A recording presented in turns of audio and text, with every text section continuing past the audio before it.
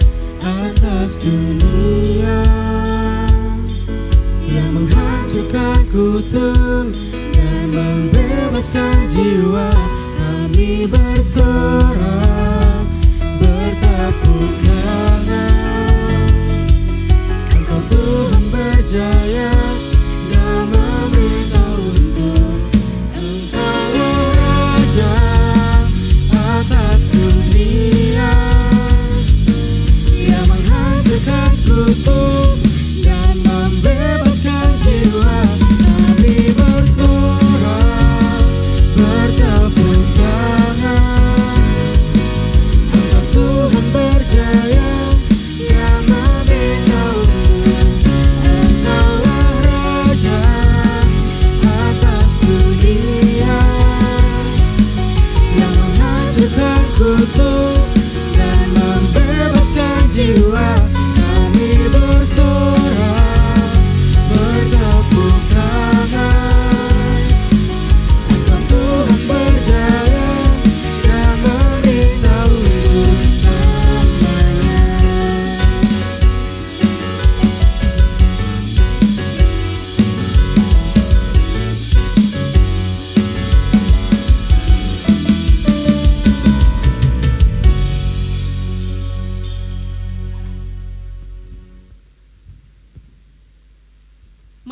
tetap terarah kepada Tuhan.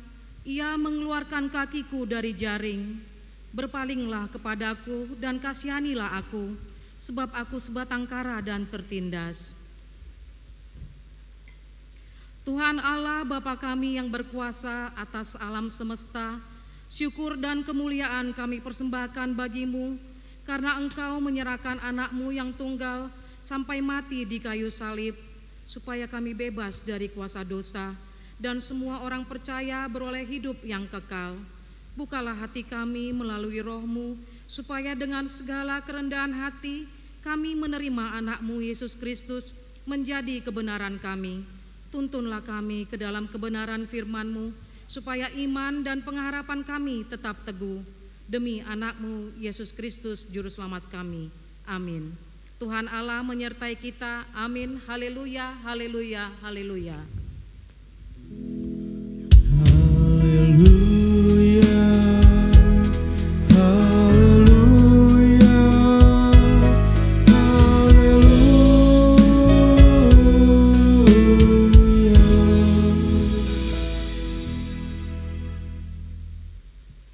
Marilah kita mendengar ke-10 tita Tuhan. Tita pertama, Akulah Tuhan Allahmu, seru Tuhan kita, tidak boleh ada Allah lain kecuali Aku. Tita kedua, jangan perbuat bagimu patung yang menyerupai apapun yang ada di langit atau yang ada di bumi atau yang ada di dalam air untuk disembah atau bertakwa kepadanya. Tita ketiga, jangan menyebut nama Tuhan Allah dengan seenaknya, karena Allah akan menghukum orang yang menyalahgunakan namanya.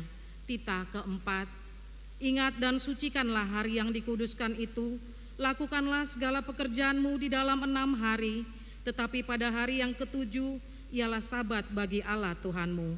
Engkau tidak boleh bekerja pada hari itu, juga anakmu laki-laki atau perempuan, pembantumu laki-laki atau perempuan, ternakmu, atau orang lain yang berada di tempat kediamanmu, sebab Allah menciptakan langit dan bumi dan segala isinya di dalam 6 hari. Kemudian ia beristirahat pada hari yang ke-7, itulah sebabnya Allah memberkati itu dan menguduskannya. Tita kelima, hormatilah orang tuamu agar engkau berbahagia dan lanjut umurmu di bumi yang diberikan Allah kepadamu. Tita ke-6, jangan engkau membunuh. Tita ke-7, jangan engkau berzina. Tita ke-8, jangan engkau mencuri. Tita ke-9, jangan engkau berdusta. Tita ke-10, jangan engkau bersikap loba dan tamak akan rumah sesamamu manusia, akan istrinya, pembantunya laki-laki ataupun perempuan, ternaknya, atau segala sesuatu milik mereka. Adapun ketentuan Tuhan Allah akan dasar titanya itu adalah sebagai berikut.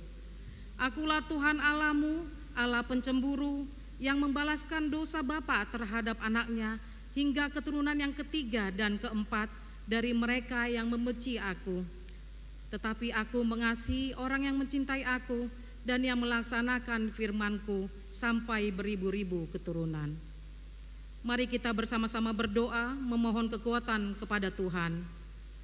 Ya Tuhan, berilah kami kekuatan untuk menuruti segala tita-Mu. Amin.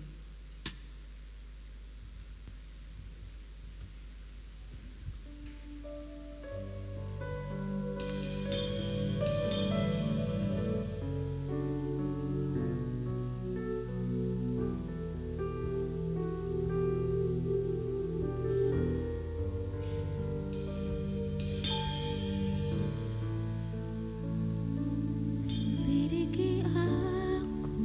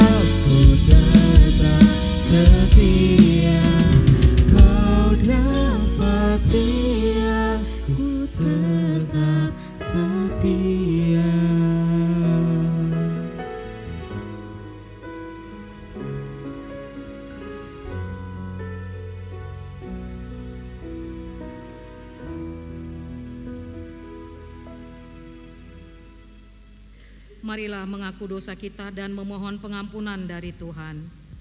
Kita berdoa. Tuhan Allah Bapa kami, Engkaulah Allah yang Maha Kuasa, pencipta langit dan bumi, Allah yang kudus dan penuh kasih sampai selama-lamanya. Sesungguhnya kami tidak layak berdiri menghadap wajah-Mu karena dosa-dosa kami. Kami sering membangkitkan amarah-Mu dan melakukan hal-hal yang bertentangan dengan kehendak-Mu. Walau kami sudah pernah menerima dan mendengar firman-Mu, dan daripadanya kami telah mengetahui hanya Engkaulah Tuhan yang menciptakan dan menyelamatkan kami. Dalam kehidupan kami masih ada perbuatan-perbuatan yang bertentangan dengan kehendak-Mu, seperti keyakinan dan penyerahan diri pada ramalan dukun, keyakinan pada ramalan nasib, dan penetapan hari-hari baik. Kami sering meragukan firman-Mu dan melupakan kasih setia-Mu dalam hidup kami. Seharusnya kami patut dihukum karena dosa dan pelanggaran kami, tetapi hanya karena kasih dan kemurahan-Mu, sehingga kami memberanikan diri datang mengaku dosa kami, serta memohon pengampunan daripada-Mu. Ya Tuhan, kasihanilah kami, lapangkanlah hati-Mu atas kami, dan hapuskan dosa serta pelanggaran kami, karena darah anak-Mu, Yesus Kristus Tuhan kami. Amin. Kita dengarkan janji Tuhan tentang pengampunan dosa. Karena tidak untuk selamanya Tuhan mengucilkan, karena walau Ia mendatangkan susah, Ia juga menyayangi menurut kebesaran kasih setia-Nya. Kemuliaan bagi Allah di tempat yang maha tinggi. Amin.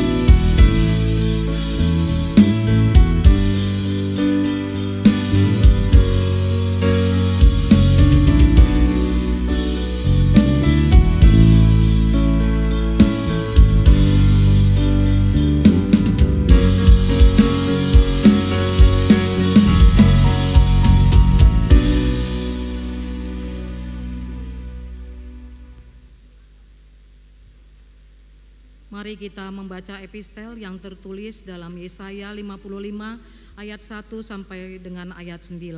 Kita baca secara responsoria pada ayat terakhir, ayat 9, kita sama-sama membacanya. Yesaya 55 ayat 1 sampai 9. Seruan untuk turut serta dalam keselamatan yang dari Tuhan.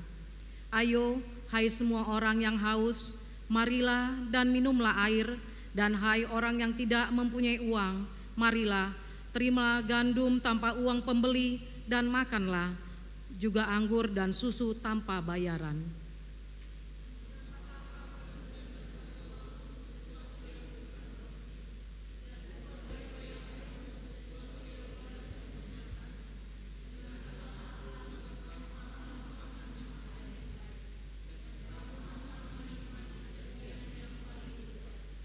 Sendengkanlah telingamu dan datanglah kepadaku, dengarkanlah, maka kamu akan hidup. Aku hendak mengikat perjanjian abadi dengan kamu, menurut kasih setia yang teguh yang kujanjikan kepada Daud.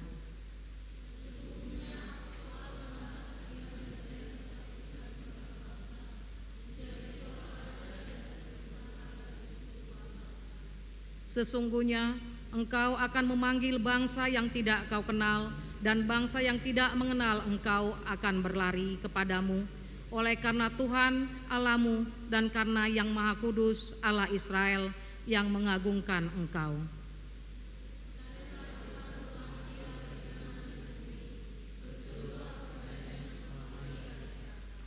Baiklah orang fasik meninggalkan jalannya, dan orang jahat meninggalkan rancangannya.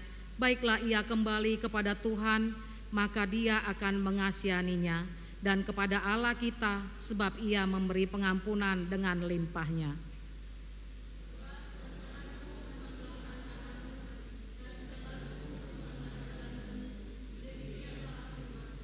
Kita sama-sama membacanya. Seperti tingginya langit dari bumi, demikianlah tingginya jalanku dari jalanmu, dan rancanganku dari rancanganmu. Berbahagialah orang yang mendengarkan firman Tuhan dan yang memeliharanya. Amin.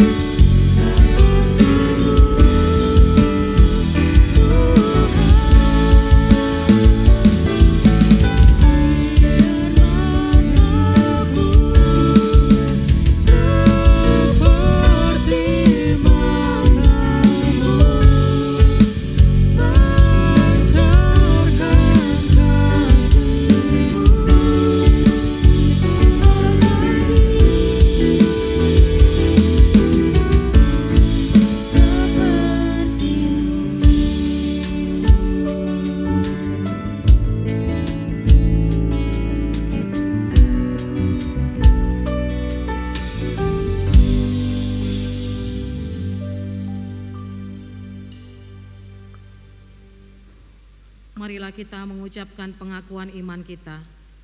Aku percaya kepada Allah Bapa yang Maha Kuasa, yang menciptakan semesta alam dan isinya.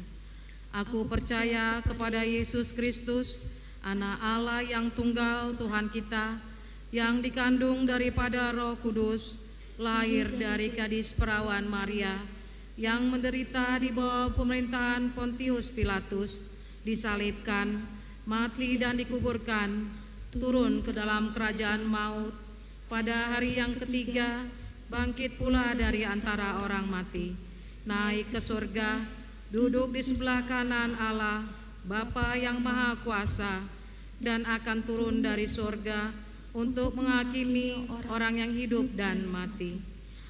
Aku percaya kepada Roh Kudus, satu gereja Kristen yang kudus, persekutuan orang-orang kudus, pengampunan dosa, kebangkitan daging, dan kehidupan yang kekal. Amin.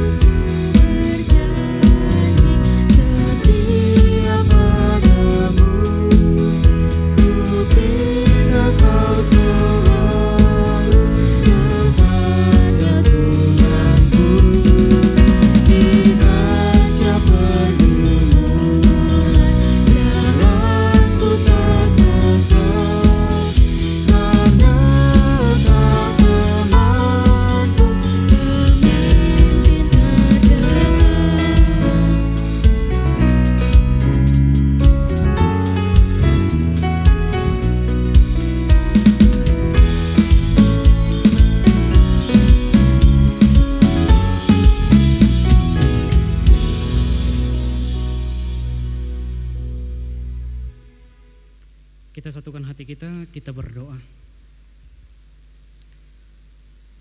Kami mengucap syukur kepadamu ya Tuhan, Allah Bapa kami yang kami kenal dan kami sembah di dalam nama Tuhan Yesus Kristus. Kasih setiamu ya Tuhan yang menghantarkan kami umat Tuhan, hingga kami dapat berkumpul di gerejamu ini ya Tuhan, untuk memuji memuliakan namamu yang kudus. Saat ini ya Tuhan, kami hendak memperdengarkan firman Tuhan melalui hamba-Mu yang telah Engkau pilih dan Engkau panggil untuk menyampaikan firman Tuhan. Berfirmanlah Engkau ya Allah, sebab kami umat-Mu telah siap untuk mendengarkannya. Di dalam nama Tuhan Yesus Kristus. Amin. Bapak, Ibu, saudara-saudari yang terkasih di dalam nama Tuhan Yesus Kristus, firman Tuhan yang menjadi khotbah renungan kita di Minggu Okuli pada hari ini tertulis di dalam kitab Lukas pada pasalnya yang ke-13, dimulai dari ayat yang pertama dan berakhir di ayat yang ke-5. Lukas pasal 13 ayat 1 sampai dengan ayat 5. Beginilah firman Tuhan. Dosa dan penderitaan. Pada waktu itu datanglah kepada Yesus beberapa orang membawa kabar tentang orang-orang Galilea yang darahnya dicampurkan Pilatus dengan darah korban yang mereka persembahkan. Yesus menjawab mereka, "Sangkamu orang-orang Galilea ini lebih besar dosanya daripada dosa semua orang Galilea yang lain, karena mereka mengalami nasib itu? Tidak, kataku kepadamu, tetapi jikalau kamu tidak bertobat, kamu semua akan binasa atas cara demikian. Atau sangkamu ke-18 orang yang mati ditimpa menara dekat Siloam lebih besar kesalahannya daripada kesalahan semua orang lain yang diam di Yerusalem? Tidak, kataku kepadamu, tetapi jikalau kamu tidak bertobat, kamu semua akan binasa atas cara demikian." Begitulah firman Tuhan. Kita sambut firman Tuhan dengan nyanyian "Firman-Mu menjadi terang".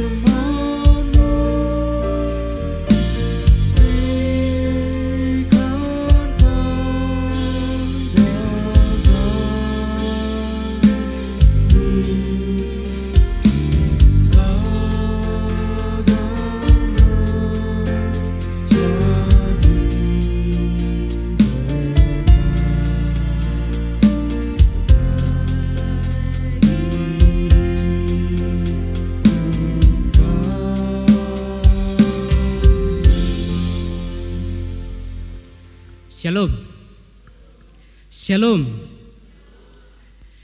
Bapak, Ibu, saudara-saudari yang terkasih di dalam nama Tuhan Yesus Kristus, pada hari ini kita sampai kepada Minggu Okuli, yang berarti mataku tetap terarah kepada Tuhan.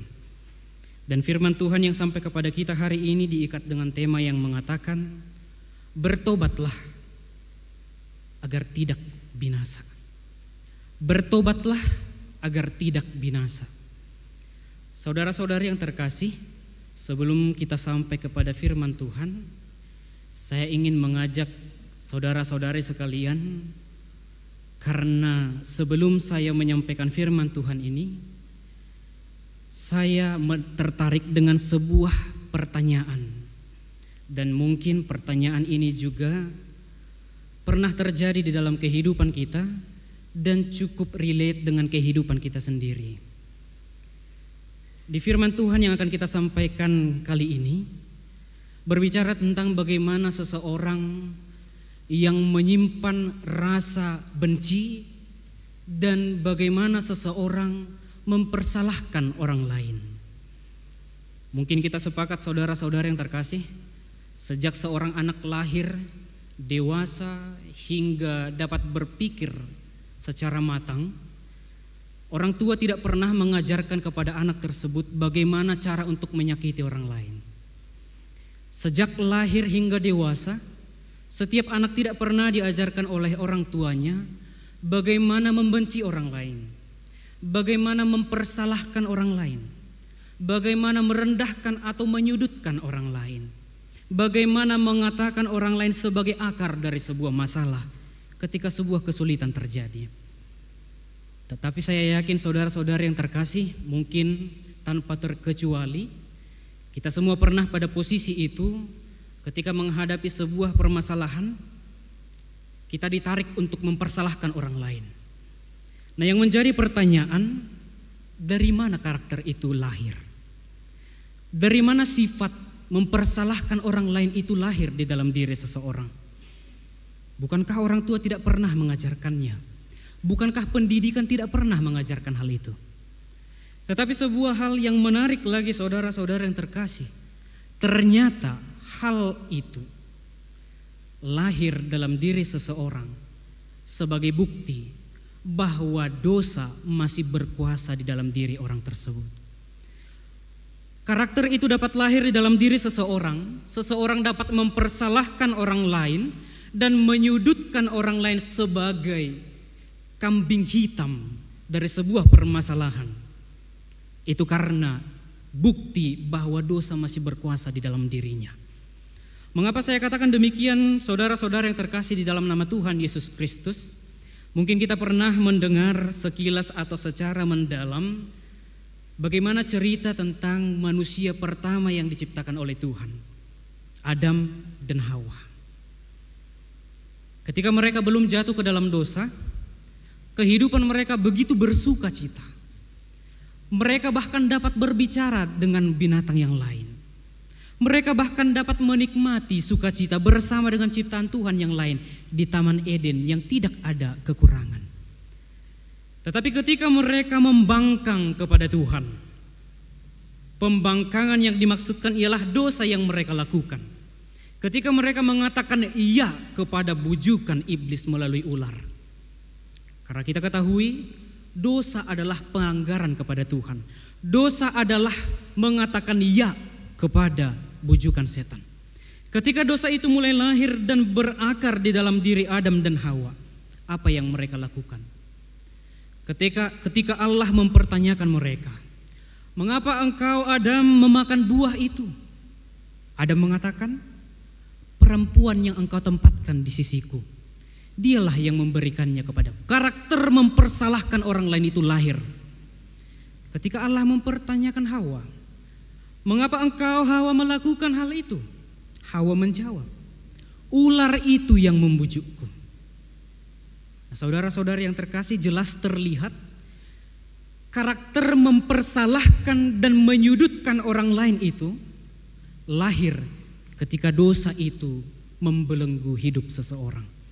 Nah, saudara-saudara yang terkasih, mengapa saya mengajak kita semua jemaat Tuhan kepada pemahaman itu? Kita sampai kepada firman Tuhan pada nats ini di Lukas 13 ayat 1 sampai dengan ayat yang kelima. Dalam nats ini saudara-saudari dapat kita perhatikan, ada beberapa orang Galilea yang menemui Tuhan Yesus. Dan kisahnya seperti ini. Mereka membawa kabar yang terjadi kepada Tuhan kita Yesus Kristus dan mengatakan, ada orang Galilea yang dibunuh oleh Pilatus. Dan darahnya tercampur dengan darah persembahan kepada Tuhan. Lalu mereka mempertanyakan hal itu kepada Tuhan. Tetapi apa yang dijawab oleh Tuhan Yesus Kristus tidak langsung merujuk kepada jawaban pertanyaan itu. Tuhan Yesus justru menjawab, jika engkau tidak bertobat, engkau akan binasa seperti itu. Dan lanjutnya Tuhan Yesus mengatakan di dalam pasal 13 ayat yang ketiga, kataku kepadamu, ada sebuah kisah tentang 18 orang yang terbunuh tertimpa menara di Siloam. Tuhan Yesus mengatakan, jangan pernah engkau berpikir dosa mereka yang mengalami penderitaan itu lebih besar dosanya daripada orang lain yang berada di daerah itu yang tidak mengalami penderitaan itu. Nah, sesungguhnya saudara-saudara yang terkasih, ada dua hal yang perlu kita dalami di dalam nats singkat ini. Yang pertama, ketika ada orang Galilea yang datang ke Yerusalem, inilah yang dibunuh oleh Pilatus. Mereka datang ke Yerusalem dan berencana untuk melakukan pemberontakan. Mereka hendak melakukan pemberontakan kepada pemerintahan Roma yang dikuasai oleh Pilatus. Dan sebelum mereka melakukan itu, mereka melakukan persembahan kepada Tuhan, yaitu di Bait Allah. Tetapi sebelum mereka sampai kepada pemberontakan itu, Pilatus mengetahui hal itu dan memerintahkan para prajuritnya untuk membunuh orang Galilea itu. Itu sebabnya saudara-saudari, ketika mereka beribadah kepada Tuhan di dalam Bait Allah, mereka dibunuh dan darahnya bercampur dengan darah sembelihan persembahan mereka. Lalu yang kedua, saudara-saudari, ketika ada peristiwa yang disampaikan oleh Tuhan Yesus Kristus, peristiwa di Siloam, terbunuh 18 orang Galilea. Karena pada sesungguhnya ini juga adalah sebuah pemberontakan. Ketika Pilatus ingin melakukan pembaharuan di danau Siloam, ia ingin mencuri setiap benda berharga di dalam Bait Allah, mengambilnya secara paksa dan menjualnya untuk biaya memperbaiki danau itu, artinya untuk kepentingan duniawi. Tetapi ada 18 orang Yahudi yang setia kepada Allah, dan pada akhirnya Pilatus membunuh mereka dan menara itu dirobohkan, menimpa 18 orang itu. Nah, yang ingin saya sampaikan saudara-saudari yang terkasih, kita mungkin berpikir, apa sesungguhnya yang ingin mereka rencanakan kepada Tuhan Yesus Kristus? Mengapa mereka mempertanyakan hal itu? Sesungguhnya mereka berpikir bahwa penderitaan yang dialami oleh seseorang ketika sebuah hal yang tragis terjadi, ini membuktikan bahwa seseorang itu penuh dengan dosa. Artinya, mereka beranggapan bahwa hanya orang berdosalah yang akan menghadapi kesulitan. Hanya orang yang tidak benar yang akan menghadapi penderitaan. Tetapi Tuhan Yesus justru menjawab hal yang berbeda. Karena Yesus mengetahui niat dari mereka. Mereka berencana ingin menjebak Tuhan kita, Tuhan Yesus Kristus. Mereka berharap Tuhan Yesus akan membela salah satu di antaranya. Ketika Tuhan Yesus membela Pilatus yang telah melakukan penderitaan ataupun penyiksaan itu, mereka akan menangkap Tuhan Yesus dan menghukumnya. Tetapi ketika mereka membela ataupun Tuhan Yesus membela orang Galilea itu, mereka akan menangkap Tuhan Yesus dan mengatakan mereka membela orang-orang itu melawan pemerintahan. Artinya di sana saudara-saudara yang terkasih, mereka ingin menjerumuskan Tuhan Yesus untuk menghukum Tuhan Yesus sendiri. Tetapi yang ingin saya sampaikan yang menjadi pengajaran di dalam nats kita ini, saudara-saudari yang terkasih di dalam nama Tuhan Yesus Kristus. Yang pertama,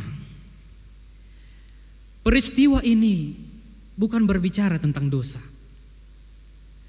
Artinya yang ingin saya sampaikan, mungkin di dalam kehidupan kita sehari-hari, ketika ada terjadi penderitaan ataupun sesuatu peristiwa yang tragis seperti bencana atau kecelakaan dan hal-hal lainnya, mungkin kita sering berpikir bahwa itu adalah akibat dari ulah mereka ataupun dosa mereka.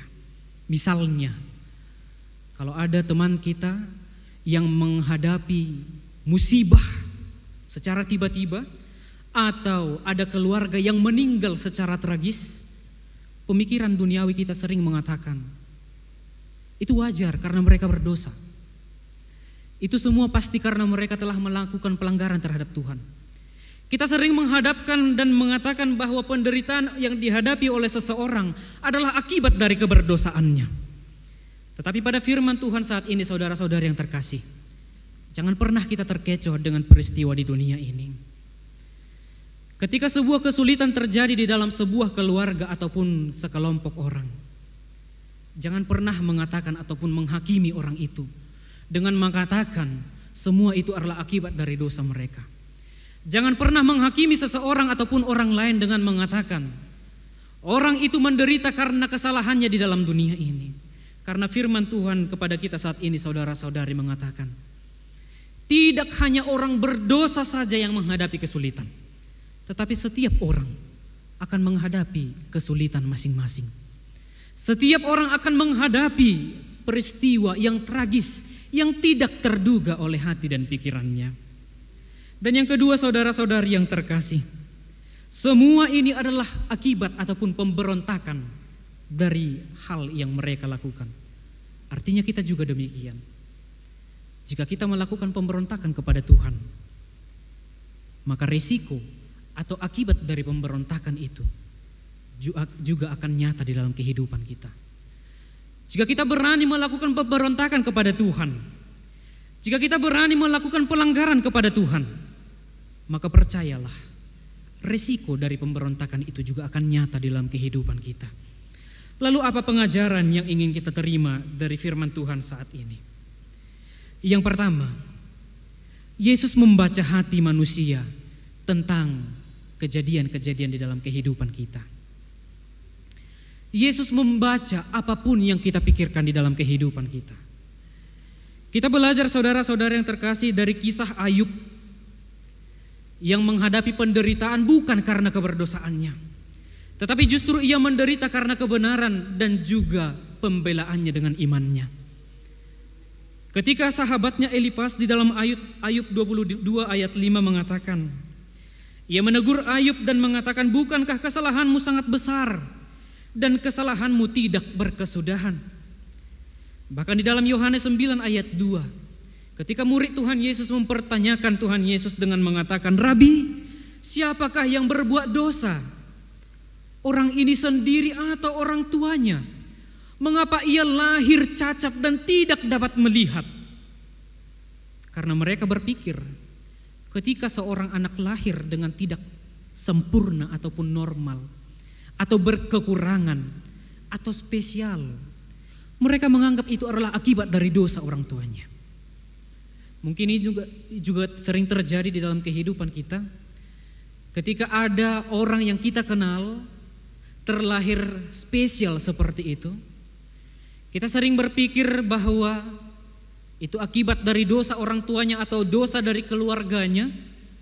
Maka saat ini saya ingin mengatakan, saudara-saudara yang terkasih, jangan pernah menghakimi orang lain. Apapun yang diterima orang lain di dalam kehidupannya, baik itu kesulitan ataupun kecacatan secara duniawi, jangan pernah mengatakan itu akibat dari dosanya. Karena sesungguhnya ketika kita menghakimi dan mengutuki orang lain, kita jauh lebih berdosa daripada orang itu sendiri. Lalu selanjutnya, saudara-saudari yang terkasih, ketika ada kematian yang tragis atau bencana yang merenggut nyawa seseorang, mungkin kita belum lahir atau beberapa sudah lahir di tahun 2004, ketika sebuah bencana yang sangat besar terjadi di Aceh. Banyak orang Kristen yang mengatakan tsunami itu, bencana itu pasti terjadi karena dosa mereka yang menghakimi atau membunuh orang Kristen. Mereka pasti menghadapi penderitaan itu karena dosanya kepada Tuhan. Saudara-saudari, nats firman Tuhan saat ini mengatakan, bertobatlah, sebab jika tidak, engkau akan binasa seperti mereka. Artinya, ketika kita menghakimi orang lain mengatakan itu buah dari dosa, maka sesungguhnya kitalah yang harus dipertobatkan. Karena jika tidak, kita yang akan binasa seperti mereka. Dan ini juga benar terjadi saudara-saudara yang terkasih, ketika Tuhan Yesus memperingatkan orang-orang Galilea pada zaman di nats kita ini. Yesus mengatakan, bertobatlah, karena jika tidak, engkau juga akan binasa seperti mereka ini. Dan itu terbukti ketika mereka tidak mendengarkan perkataan Tuhan Yesus. Pada tahun 70 setelah Masehi, setelah Kristus, sebuah bencana besar terjadi di tanah Galilea, di tanah orang Yahudi. Pada tahun 70 sesudah Masehi itu, terdapat 60.000 orang yang mati terbunuh di bawah bait Allah yang rubuh pada saat itu. Dan ada sekitar ratusan ribu orang Yahudi terbunuh juga oleh karena tembok yang dirobohkan oleh Titus pada masa itu. Dan semua ini terjadi karena mereka tidak mendengarkan perintah ataupun teguran Tuhan Yesus. Artinya, ketika kita tidak mau mempertobatkan diri kita, ketika kita tidak mau mendengarkan teguran Tuhan Yesus untuk melakukan pertobatan itu, kebinasaan itu pasti akan terjadi. Dan bukan hanya kebinasaan secara rohani, tetapi kebinasaan secara duniawi juga pasti akan diperhadapkan kepada kita. Dan melalui itu saudara-saudara yang terkasih, firman Tuhan ingin mengajarkan kita untuk yang kedua. Selagi Tuhan memberi kesempatan, bertobatlah. Selagi Tuhan masih memberikan kesempatan, bertobatlah. Artinya ada saatnya kesempatan itu hilang. Ada saatnya waktu itu akan hilang dan kita tidak lagi berkesempatan untuk bertobat. Mengapa saya katakan demikian saudara-saudara yang terkasih? Di nats epistel kita tadi dikatakan, carilah Tuhan ketika Ia berkenan untuk ditemui. Temuilah Tuhan ketika Ia masih dekat. Artinya akan ada masa ketika Tuhan tidak lagi berkenan untuk ditemui. Nah, sekarang yang menjadi pertanyaan, kapan Tuhan tidak berkenan ditemui? Bukankah Tuhan adalah Allah yang maha kuasa dan maha baik? Bukankah Tuhan akan memberikan pengampunan kepada setiap orang? Saudara-saudara yang terkasih, jika kita membaca pasal 13 ini di ayat yang ke-6 dan seterusnya, Yesus memberikan sebuah perumpamaan seperti sebuah pohon ara. Ketika pohon ara itu tidak berbuah, maka pohon itu akan ditebang dan dibuang. Artinya ketika kita tidak lagi memiliki kesempatan untuk menginjakkan kaki di dunia ini, maka kesempatan itu telah pupus. Ketika kita telah kembali kepada Tuhan pada hari yang Allah tentukan, maka tidak ada lagi kesempatan untuk bertobat. Dan saya ingin katakan kepada kita saudara-saudara yang terkasih, hari itu tidak ditentukan oleh usia. Hari itu tidak ditentukan oleh waktu. Karena itu terbukti di dalam kehidupan kita. Orang yang dipanggil oleh Tuhan bukan hanya orang tua, bukan hanya orang yang sakit, bukan hanya orang dewasa, bukan hanya orang-orang yang masih anak kecil. Tetapi itu tidak memandang usia. Nah, yang ingin saya sampaikan saudara-saudari yang terkasih, ketika engkau masih diberikan waktu di dunia ini, ketika kita masih menikmati hari di dunia ini, bertobatlah. Artinya pertobatan itu bukan dimulai esok hari, bukan dimulai ketika kita memiliki kesempatan atau kerinduan untuk hal itu, tetapi pertobatan itu dimulai saat ini juga. Pertobatan itu dilakukan secara dinamis hari ini dan seterusnya. Artinya ketika Tuhan memanggil kita, kita sudah melakukan pertobatan dan kembali kepada Tuhan. Nah, saudara-saudara yang terkasih di dalam nama Tuhan Yesus Kristus, firman Tuhan mengatakan, selagi Tuhan memberi kesempatan, bertobatlah, kembalilah kepada Tuhan. Mazmur 73 ayat 18 sampai dengan 19 dikatakan, sesungguhnya mereka akan diarahkan dan juga ditaruh di tempat yang licin, yaitu orang-orang yang melakukan kejahatan. Artinya di sana ketika seseorang melakukan kejahatan memang benar, Allah tidak langsung menegurnya, Allah tidak langsung menghukumnya.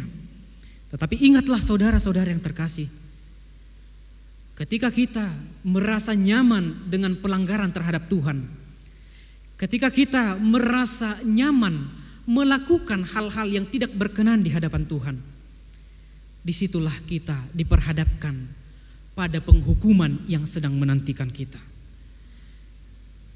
Diibaratkan tadi seperti seseorang yang ditaruh, diletakkan di tempat yang licin, yang pada suatu saat tertentu ia akan terjatuh dan lenyap. Dan saat itu jugalah tidak ada lagi pengampunan.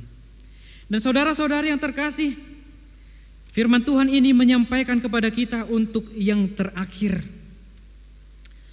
Bertobatlah, sebab Tuhan masih memberikan engkau waktu. Bertobatlah, Tuhan masih memberikan engkau waktu untuk hal itu. Artinya ia masih memberikan engkau kesempatan dan waktu untuk hal itu. Tuhan masih menantikan engkau kembali kepadanya.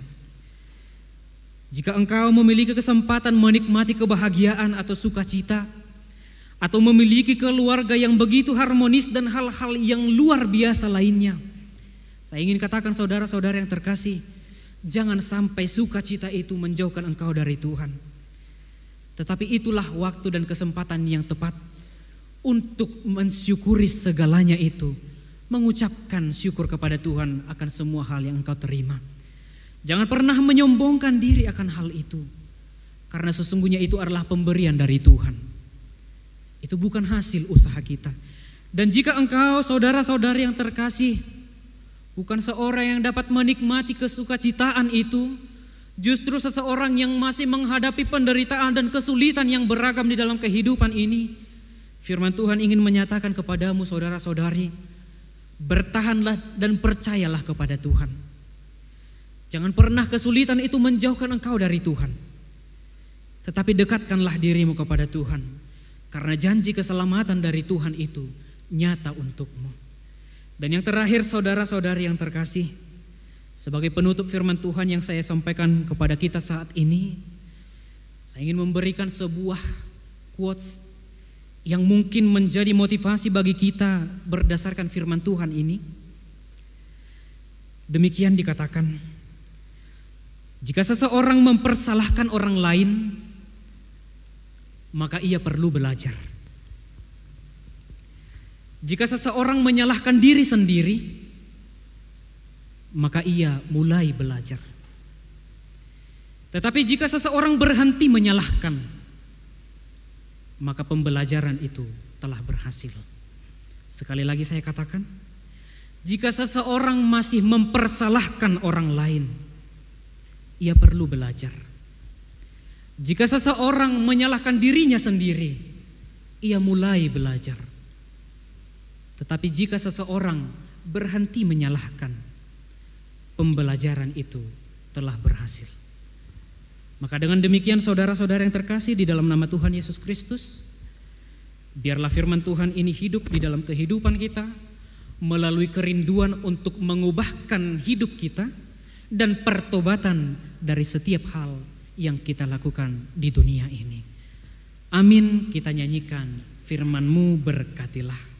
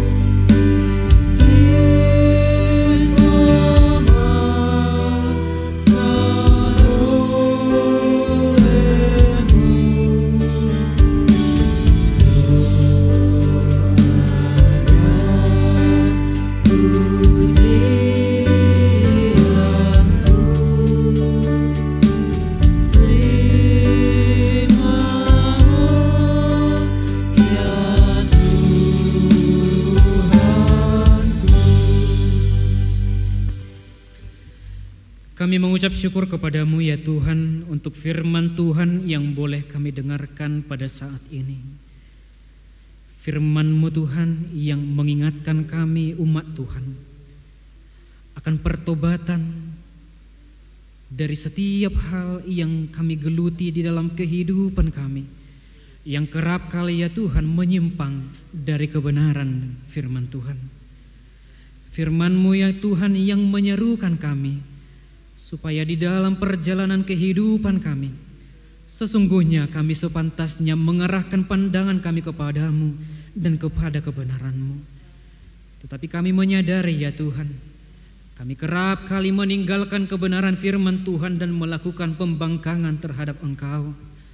Kami kerap kali ya Tuhan tersesat di dalam jalan kami yang gelap karena kami meninggalkan terang kebenaran-Mu. Tapi saat ini ya Tuhan, firman-Mu mengingatkan kami supaya kami merasa tertegur oleh karena firman Tuhan yang menegur kami akan perlakuan kami yang tidak berkenan di hadapan-Mu.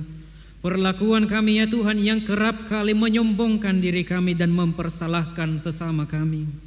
Kesalahan kami ya Tuhan yang kerap kali menjauhkan diri daripada-Mu oleh karena setiap hal yang kami nikmati di dunia ini. Namun Engkau telah menyerukan kami ya Tuhan, supaya kami melakukan pertobatan dan meninggalkan tindakan kami yang tidak benar, supaya kami kembali kepada terang-Mu, yaitu Injil Tuhan yang menyelamatkan kami. Tuhan Allah Bapa kami yang bertahta di dalam kerajaan sorga, saat ini ya Tuhan, kami hendak menyerahkan hidup dan kehidupan kami. Biarlah kami ya Tuhan oleh karena Roh Kudus-Mu yang menuntun kami, bukan hanya sekedar pendengar firman Tuhan, tetapi kami dapat melakukan firman Tuhan di dalam kehidupan kami. Kami menjadi pelaku firman dan menjadi berkat kepada sesama kami melalui firman Tuhan yang menerangi kehidupan kami. Ajar kami ya Tuhan supaya kami tetap berjalan di dalam kebenaran-Mu dan tidak lagi menyimpang kepada hal-hal yang tidak berkenan. Ini kami anak-anak-Mu dan jemaat-Mu seluruhnya ya Tuhan. Di dalam nama Tuhan Yesus Kristus. Amin.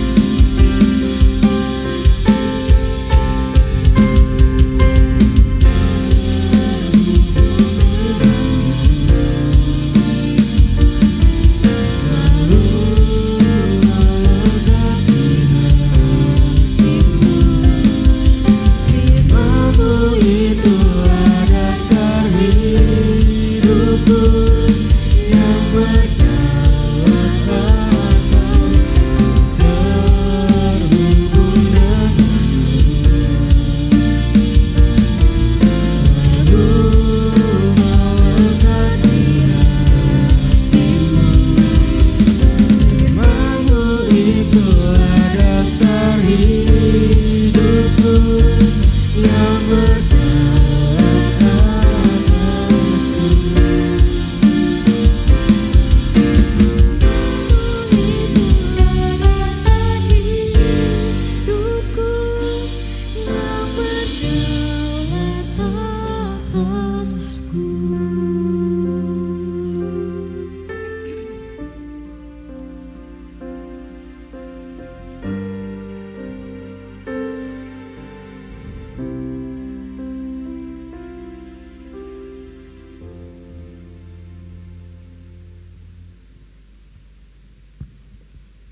Kita berdoa syafaat, mari kita satukan hati kita berdoa. Terima kasih ya Tuhan, di mana Engkau Tuhan selalu senantiasa memberkati kami, sehingga kami bisa merasakan kuasa-Mu di dalam kehidupan kami Tuhan. Engkau kumpulkan kami dari tengah-tengah rumah kami masing-masing di rumah yang suci ini ya Bapa terkasih. Itu semua bentuk cinta kasih-Mu kepada kami orang yang berdosa ini ya Bapa. Ya Tuhan, begitu juga Tuhan sudah mendengarkan sebahagian dari isi firman-Mu Tuhan dibawakan oleh Bapak Pendeta kami ya Bapa. Biarlah firman-Mu itu menjadi kekuatan lahir baru di dalam kehidupan kami. Biarlah Tuhan Yesus kami tidak bangga jadi orang Kristen kalau tidak mau berkorban ya Tuhan, tapi kami mau meniru jejak-Mu di dalam kehidupan kami. Kami mau berkorban di dalam keluarga kami, di dalam suami istri, di dalam lingkungan, di dalam gereja-Mu ini terlebih-lebih ya Tuhan, agar kami Tuhan memperlihatkan bahwa kami mencintai Tuhan, meniru jejak Tuhan, karena firman-Mu sudah mengatakan saat ini untuk bertobat ya Tuhan. Jangan cuma firman-Mu ya Bapa, jangan cuma mendengarkan jemaat-Mu, tapi harus melakukan Tuhan Yesus, supaya kami bangga punya Allah yang luar biasa, supaya kami selalu mengandalkan Engkau di dalam kehidupan kami ya Tuhan. Tuhan, kami tahu di dalam dunia ini Tuhan, banyak goncangan, tantangan di dalam dunia fana ini Tuhan. Kami tidak tahu kapan giliran kami Tuhan Yesus, tapi kami yakin dan percaya kuasa-Mu kuat bagi orang-orang yang selalu taat di dalam firman-Mu ya Bapa. Tuhan, kami tidak takut walaupun bencana goyang Tuhan Yesus, bagaimanapun Tuhan Yesus pergumulan kehidupan kami, karena kami tahu Tuhan yang kami sembah Allah yang baik, Allah yang perkasa, mampu untuk melindungi kami anak-anak-Mu ya Tuhan. Tuhan, begitu juga Bapa, pada minggu hari ini jemaat-Mu yang hadir sore hari ini, biar Tuhan memberkati, biar Tuhan melindungi, biar Tuhan mencukupkan keperluan mereka di dalam rumah tangga mereka, dalam keluarga mereka Tuhan Yesus. Biarlah kuasa-Mu yang selalu menaungi, jauhkan Tuhan dari segala godaan-godaan setan, jauhkan Tuhan dari segala godaan-godaan iblis. Biarlah Engkau yang selalu Bapa memberkati kami di dalam kehidupan kami. Tuhan, begitu juga Tuhan Yesus, kami mendoakan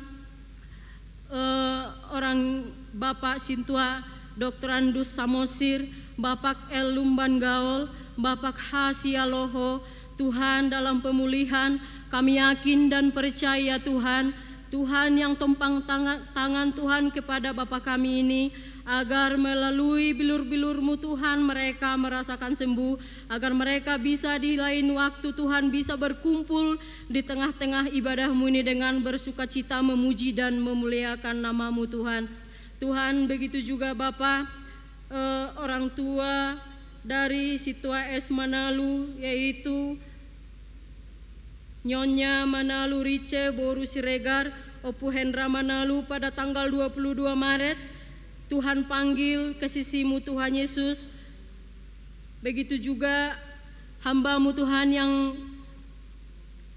melaksanakan pulang kampung Tuhan, biarlah Tuhan melancarkan perjalanan mereka. Dan begitu juga Tuhan, acara demi acara di kampung untuk pemberangkatan orang tua Ananda tersebut Tuhan, Tuhan lancarkan, dan begitu juga hamba-Mu kapanpun mereka pulang ke kota Bandung ini melalui udara ataupun darat, Tuhan, Tuhan sertai, Tuhan jagai, Tuhan, tiada kurang suatu apapun. Bapa terkasih, Bapa yang kami sembah dalam kehidupan kami, begitu juga Tuhan Yesus, acara program gerejamu ini 1 minggu ke depan, biarlah Tuhan lancarkan Tuhan Yesus, agar nama-Mu dimuliakan di dalam kehidupan kami masing-masing ya Bapa. Bapa terkasih, Bapa yang kami sembah dalam kehidupan kami, begitu juga Tuhan Yesus, anak-anak kami dari anak yang kecil sampai perkuliahan Tuhan, Tuhanlah yang selalu menyertai, memberkati, memberikan kepintaran Tuhan, agar mereka tetap dalam lindungan-Mu di dalam kehidupan mereka. Dan begitu juga anak-anak kami yang sudah lama Tuhan menikah tapi belum mempunyai keturunan, kami berdoa dan memohon kepada Engkau Bapa, agar Engkau memberkati buah kandungannya melalui iman, kepercayaan mereka Tuhan semakin bertambah Tuhan kepada Engkau Bapa. Bapa, begitu juga Tuhan anak-anak kami yang sudah cukup usia tapi belum mempunyai jodoh ya Tuhan, pertemukan mereka Tuhan dengan jodoh mereka masing-masing, agar mereka selalu bersukaria di dalam kehidupan mereka masing-masing. Bapa terkasih, Bapa yang kami sembah dalam kehidupan kami, sebentar lagi kami Tuhan akan pulang Bapa ke rumah kami masing-masing.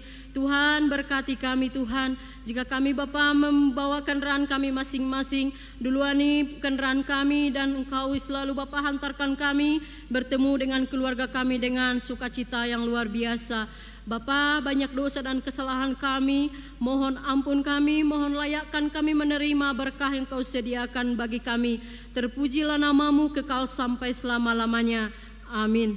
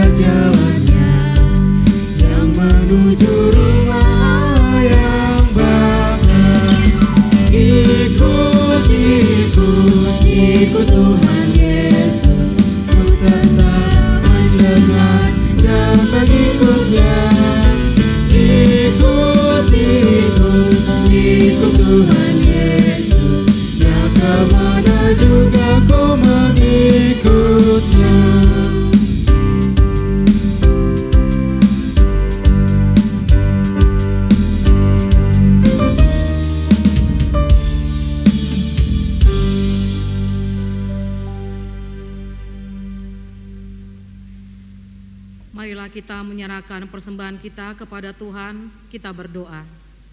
Bapa kami yang di surga, Engkaulah sumber segala berkat dalam hidup kami. Terima kasih atas berkat dan karunia yang Tuhan berikan kepada kami.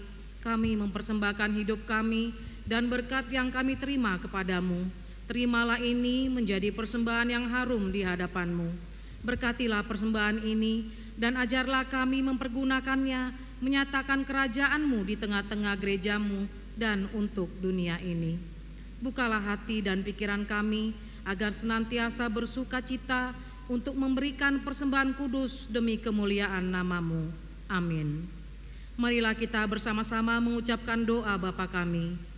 Bapa kami yang di surga, dikuduskanlah nama-Mu, datanglah kerajaan-Mu, jadilah kehendak-Mu di bumi seperti di surga.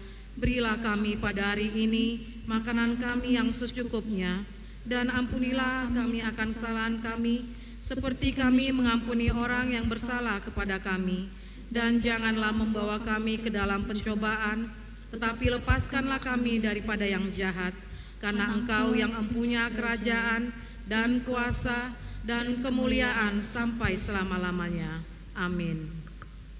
Marilah kita terima berkat dari Tuhan. Tuhan memberkati kita dan melindungi kita. Tuhan menyinari kita dengan wajah-Nya dan memberi kita kasih karunia. Tuhan menghadapkan wajah-Nya kepada kita dan memberi kita damai sejahtera. Amin. Bapa, terima kasih. Bapa, terima kasih. Bapa di dalam surga, ku berterima kasih.